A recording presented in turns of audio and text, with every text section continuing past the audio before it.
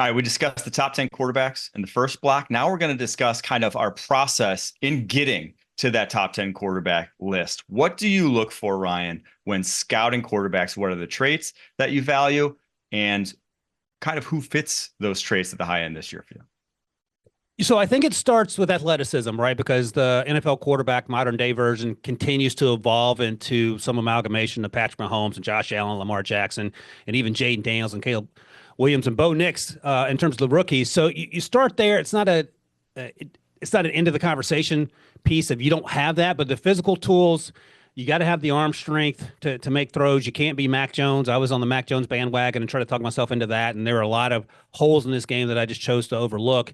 And then you want to see the ability to get better at the processing part of it. And that, of course, I mean, we're describing Cam Ward. He's gotten better. And you talked about it last segment.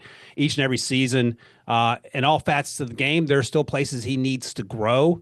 But if you're lacking in one of those areas, Bryce Young a few years ago, you better be an absolute superstar. And Bryce had some holes coming out, physical tools aside. He held the ball too long, sort of played like Caleb Williams in some sense, and he wasn't able to get that out of his system in addition to everything else that went wrong in Carolina in year one. So if you can get the physical tools there and draft someone with the understanding based on your evaluation that he can grow into that role mentally, then you're on the right path. I think Shedeur Sanders is a little bit like Joe Burrow, that physically he doesn't check every box, but above the neck, he has a chance to be really good and win in other ways. Now, if he turns into Joe Burrow, that would be amazing. But I think if you get 60% of Joe Burrow, you probably feel pretty good about that with a top 15 pick. I love that you started with athleticism because, and to me, athleticism, specifically at the quarterback position, is not like combine traits. It's not 40 time vertical. It's more, could this guy have played baseball at a high level? Could he have played basketball at a high level? Does he have like that all around, like that coordination, that just feel that is someone who's a natural athlete? I think we all know what that means. And it's not, again, just 40 time. It is a guy that, and I remember when Joe Burrow was coming out, as you mentioned him, they showed him shooting basketballs and the guy's form was impeccable. Like that's just something that he was going to, whatever sport he chose to attack, the guy was going to be pretty darn good at it. And so that's something that I thought last year when I was looking at last year's class, I'm like, man, Caleb, Jaden, Drake, these guys are just athletes. Like I think anything they wanted to do, they were capable of. And that's like kind of how I feel about Cam Ward and to a lesser extent, Shedeur Sanders. I think they're just good athletes. They may not run 4.5 40s, but they know how to move in space. And so when you have that guy, you can mold that guy better than the guy who's not an athlete, the guy who has to get by purely based off of his technique. He can't freestyle nearly as well. He can't create nearly as well. So athleticism, one, and then two, it is between the ears. And I think the biggest thing between the ears is, I guess there's two big things between the ears. One's comfort level, comfort level, confidence, whatever you want to call it. It's the mentality a guy plays with. How do they react under pressure? How do they bounce back from a bad play? How do they bounce back from things going poorly around them? Do they rise above?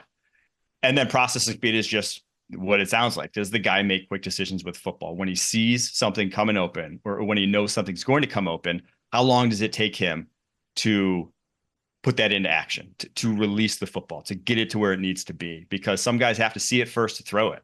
I think one of the biggest guys in this draft was one of the reasons that I'm a little lower on Tyler Shuck than some people who love his physical tools because he's a great athlete. He's a see it, throw it guy. A lot of times on his tape, you'll see him wait to see a guy open before he has to release it. That's just something that it's difficult to change that at the next level. Zebras don't often change their stripes when it gets to that point. So all that being said, who's a guy that you want to highlight with all the things we just talked about? Well, obviously it's Kyle McCord. No, I'm not gonna. It starts with Cam, right? So it starts with Cam Ward because of the stuff we've been talking about since the fall. And one thing I'll note in terms of everything you just said, that balance of physicality and above the neck stuff, it can move, right? So like Anthony Richardson's a good example where you put so much on the athleticism and the projection of what it can be that you're willing to forego, or at least put in the back of your mind that he started 13 games or whatever it was at Florida. Mm-hmm. And then now you're trying to figure out. You're trying to weigh it. You're weighing different sides of the scale. Yeah. That's right. And that's the math you have to do. And that's why this is inexact science. That's why I always say no one knows. But Cam Ward checks a lot of boxes coming in, and he makes your job a little easier. And you talked about it earlier today on HQ. The ease with which he plays, you see guys like Will Levis. I don't want to dump on Will Levis, but he is so frenetic in the pocket that it looks like he's moments away from, getting attacked by a bear or something. Whereas Cam Ward is so calm, almost to the point like he's like too calm. He's like the Lynn Dawson smoking cigarettes at halftime, too calm. But that's what you want in your quarterback. And I love that about him. And I'm excited to see him at the combine and get a chance to talk to him to see what he's like in person. I've heard that he's a great leader. He's quiet in terms of his leadership. He's not out there rah-rahing it up. And sometimes people react to that differently. But I think in terms of feeling excited about a prospect, if you're a team that needs a quarterback, this is where you have to start the conversation.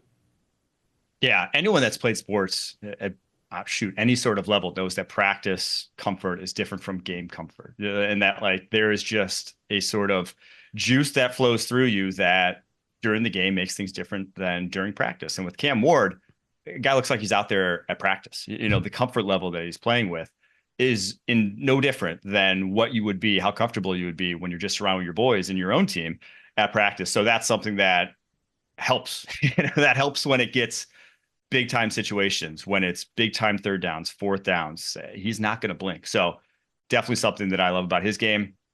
And I'll go back to Dillon Gabriel and why I was high on him. I explained a little bit in the first block, but I think the mental aspect and kind of all that we discussed with what goes into it, that more than the athleticism shows in actual performance on the collegiate football field. If a guy is performing consistently at a high level, and maybe he doesn't have, XYZ trait that you would normally like to have, but every single stop that Dillon Gabriel's gone to, whether it was UCF as a freshman and sophomore, whether it was Oklahoma as a redshirt junior, redshirt senior, whether it was Oregon as a 6-year quarterback, the guy played very good football. And that still matters once you get to the NFL, because it's still more so than I think a lot of positions on the football field. It's still how you perform. It's how a guy like Brock Purdy can get to the league with a noodle of an arm at 6 foot tall and be in the Super Bowl in year 2. I mean, it's how Russell Wilson can overcome. It's how Bryce Young, who looks like my body type, can be out there playing quarterback at a high level. It still is just a what can you do on a throw for throw basis. And on a throw for throw basis, there are very few people that played better than Dillon Gabriel this past fall. And he did it against, maybe not the second time, but the first time against Ohio State, which was the most loaded defense in the country. Those are all NFL players. If you could do it against all NFL players, it's difficult to see that guy just crashing and burning when it gets to the next level. And again, we can discuss height and how much it matters. And I think it matters a ton in today's NFL. And it's why you see guys like Bryce Young, Kyler Murray, Russell Wilson just be inconsistent, right? They're just not consistently high-level quarterbacks. And I think you may be limited in the ceiling that you can get to when you're shorter, but you could still play darn good football. And if you're on a rookie contract, I think a lot of people would take, again, Brock Purdy, like we said before.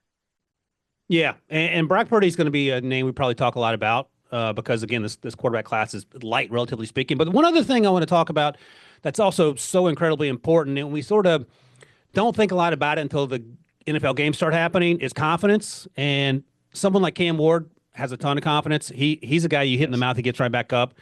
Dillon Gabriel, you talked about, played a lot of football. Sometimes you see players, and we saw this with Kyle McCord at Ohio State, and maybe he was just a little fish in the big pond syndrome until he got to Syracuse, where you get hit in the mouth one time too many, and you're like, all right, I'm out mentally until next practice, next game. And once he got to Syracuse, that felt differently for him, where he knew he was the guy. He was sort of the big fish in the smaller pond. It wasn't Ohio State in terms of the spotlight. He was the only show in town in central New York, and he took advantage of it. But we've seen guys year in and year out in the NFL as rookies, first, second, third year guys who don't have any confidence, even though they're the best athlete on the field. And that's hard to measure, but obviously very, very important.